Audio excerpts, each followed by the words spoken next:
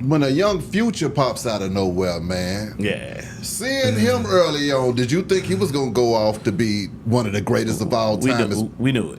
How did you know that early, though, Orlando?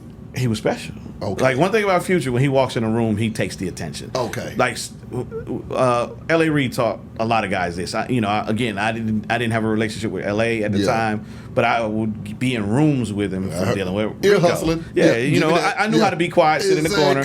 And I think Rico saw something in me. Rico would take me places, same thing that Larry Wallace would, and I knew to sit in the corner, shut up. Take it in, listen. Come on. Because you need an extra pair of eyes and ears, too. Yeah. In these rooms. Right. Yeah. So, and to your point, Rico would ask, when we leave the rooms, a lot of guys would ask, what do you think about it? What you hear? Yeah, exactly. How would you do this? And I learned a lot from that. They learned a different perspective from it. Yeah. But, man, Future. That first meeting with Future, Rico went to a funeral. On his dad's side. Yeah. And he said, he had he met his cousin, he was a rapper, he coming over. So he brought him over. He was dealing with a lot of young acts at the time. G-Rock and C-Smooth from the organization. This kid named Infinique. Man, there was a couple of other artists. Yeah. Bunch of Boulevard. Yeah. So when Future walked in the room, everybody kind of looked at him kind of crazy, but I'm looking at Reid like, that's him. Yeah. And again, I didn't have a lot of say so at the time, but I'm around, and I assume he trusts my opinion because Rick has me around. Yeah. And I was like, wow. Then the first time I heard him, rap, I was like, okay, he's pretty good. Then when you heard the hooks, then I'll give you a prime example. The Ludacris Blueberry Yum Yum. Yeah. Future wrote that. Crazy. And this was early. Meathead. It wasn't even Future. So he left such an impression on the Dungeon that G-Rock named him Future. Crazy. He said he basically told him, you're the future of music. But he was that special. Future's the most talented artist I've ever worked with in my entire life. You gonna take him past 3 racks? Yes. Oh! Okay, Lando. And that's hard. That's hard. That's difficult. That's real difficult. It's difficult. But I think because culturally, both of them have moved the culture. You got to think. Dre made niggas put on fucking turbans. Yeah. Future did the same thing with the designer. Right. Yeah, so, And I have to explain that to people sometimes. Man, the lineage of the tree from Rico Wade is fucking ridiculous. Unpronounced. Like it's incredible. But to have two people around us that had that much influence in music, a lot of times it doesn't hit you because you're around it. Yeah. But it takes us. I remember one day, my daughter, she was like 11 years old. Yeah. We went to LA for a show with Future. It was Power Jam or something like that. Power 105, the station in LA, had a radio show. It was an arena. Yeah. And I used to keep her backstage all the time. I would never let her go see the show. This time I brought her out to let her see the show. And she's watching everybody sing this is LA. Yeah. Every word of a Future record. She was like, Daddy, we gonna be rich. And it was hilarious to me. But it took that to make me realize, we came a long way. Come on now. And I didn't manage Future from the onset. Yeah. It was a guy named Propane. Yeah. And Propane had done, a really good job. But I was always around. Yeah. So shout out to my brother Wallow, the shot caller. Yeah. Wallow was around it for a while I was doing other stuff. Yeah. But I would always check in with Wallow, like, how's he doing? Unbeknownst to me, this is something somebody else told me. I think G-Rock told me. He was like, back in the day in the Dungeon, Future used to tell people you were gonna manage him. And again, I'm the young guy in the Dungeon trying to figure out what I'm doing. Exactly. But I'm learning as I'm going along. So I think it was God kind of preparing me to meet him in the moment of his, start, shine. Yeah. And he brought us together again because it wasn't supposed to happen the way it happened.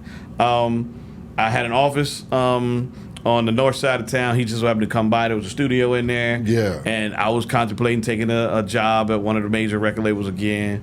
And I was like, look, I'm thinking about taking this job. I'd love to sign you. Yeah. And he was like, shit, man, I'm doing my deal tomorrow. Ooh. I see a record label exec coming to the studio. Yeah. I'm thinking he's doing a deal. Yeah. And I called Rico like, yo, you might want to call your cousin and tell him congratulations. Yeah. And, Rick called me back like, hey, man, I don't know what's going on with that. Can you get in touch with, let's call L.A. Yeah, let's call a couple of people at a couple of labels yeah. and see what's going on. So we made a couple of calls. My man Naeem called me back. He was a consultant at Epic at the time. Yeah. And he, Benny Pugh kind of got involved. Then one of the other labels, I'm not going to say the label, decided to fly in town. And I'm sure everybody's trying to figure out why is Orlando sitting in the room. Rico brought me along. Mm-hmm. Future knew who I was. Yeah. And, some of the other players in the room were like, kind of looking like, what's going on here? Yeah. And they said some things in the room like, LA, we want to do the deal, but we can't do it right now. We've got a little turnover happening. Give us a week or two. And I'm like, I'm sitting there like, I don't know if that's going to happen. Yeah. And I kind of said out loud, shit, he going to see LA tomorrow with Rico. LA not going to let him leave that room. Exactly. And we get on a plane, fly to New York that next morning. Yeah. Shit, the conversation happens. LA hands a piece of paper over to the parties that be in the room. Said, write down what you want. Some guys wrote down what they wanted. Future looked at it. They handed it back to LA. LA like, shit, that's it? Shit, I'm going to sweeten the pot. They handed it back. Rico and I get ushered into one room. Yeah. Future and the other parties get ushered into another room. Yeah. I don't know what happens from there. Yeah. So later on down the road, Benny calls me like, yo, I kind of want you around this. Like, how you handle yourself. So I'm like, all right, cool. When the label will come to town, I'll just, be in the meetings. And I'm sure, again, everybody's trying to figure out, why the fuck is Orlando here? So, eventually something happens with Pro. Pro actually sat down with me, and I kind of gave him some advice. He took it, but I don't know what really happened. Yeah. I do remember one night, whatever happened, Future called me like, yo, man, I just need you to, fix this. Yeah. And I was like, all right, cool. I said, but if I do this, I want to do it my way, and I don't want nobody else from the outside that's been involved around it. He was like, don't worry about that. That ain't happening. Yeah. So the rest is history. So, we started out, he was already getting paid shows, and it was decent money. Yeah. But, kind of watching the marketplace, I was like, all right, cool. We're going to go up on the rate. Mm. And that's when Fire Marshal Future was born there. He had the streets ablaze, But one of the things that I saw, 100%. And I think my partner Bone, shout out to Black on C-Bone. C-Bone, what up, though? We got a chance to see Outkast at the pinnacle of their career not tour. Ooh. And to watch how much got left on the table from that. And one of the things that I saw too, again, I went out with John. Yeah. John went out with 50 Cent. We went from nightclubs to arenas. Come on. To watch Ludacris go from nightclubs to arenas. It hadn't been done since then. Yeah. All the other Atlanta artists were nightclub artists. Yeah. Wayne had, outside of it, Wayne in the South, nobody else had really went from nightclubs to arenas. Mm-hmm. I think Wayne capped out at about $150,000 a night. Imagine $150,000 in a nightclub. So as we started going, we went from and this was a real short period of time. We went from 7,500. I went straight to 20,000. From 20,000 to 75,000.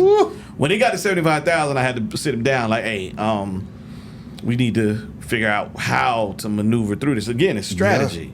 So he's like, I'll look at it. Now you got to think. Hard ticket dates, we were probably worth about $7,500 at the time because there was no touring history. Yeah. And in a nightclub, we get $75,000. You know what kind of conversation that shit was? Yeah. He looked at me like I was fucking crazy. Like, you really think I'm gonna take $7,500 when I can go get 75 grand? Yeah. Orlando, you lost your fucking mind. Yeah. So it took a lot of convincing. So, man, it's crazy. It is. I went to every manager to kind of partner with me. Shout out to my man Jay Brown. Jay Brown was one of the only ones to take me up on it. Yeah. We couldn't make it happen at Rock Nation, but again, this is I knew this was bigger than me at the time.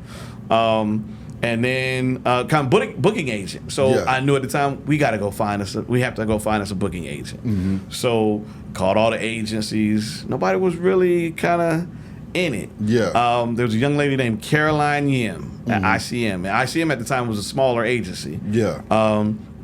When I was at Warner, I did with Justice League. I signed an artist named Laws.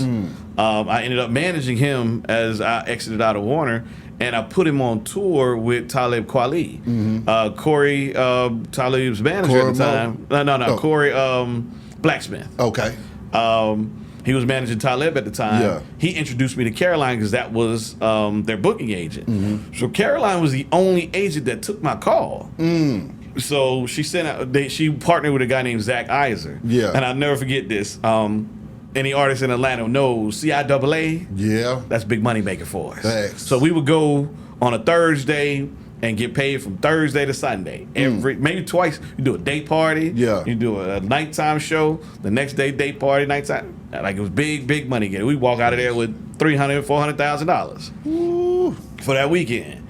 So Zach came down to meet us at CIAA. And again, Future has no idea what, this white dude. Yeah. So Zach's trying to talk, everybody around looking like, this nigga look like a fed.